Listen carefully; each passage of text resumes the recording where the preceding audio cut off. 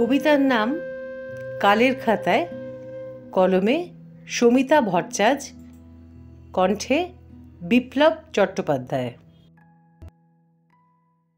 যেদিন সত্যি চলে যাব, পৃথিবী পড়ে থাকবে, কৃষ্ণচূড়া ফুটবে, বেলি বকুলের কলি ছুঁয়ে যাবে বাতাসের ঘ্রাণ, শরতের কাশ ফুল কুয়াশার রং তুলি।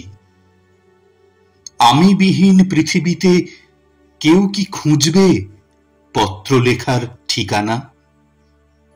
আমি আমার সব গুছিয়ে রেখে অগোছালো মনের দুয়ারে সেই প্রশ্ন করি, ফুরিয়ে যাবার আগে শুধু আমায় একটিবার মনে রাখার মতো কিছু কি কালের খাতায় লিখে যেতে পারবো?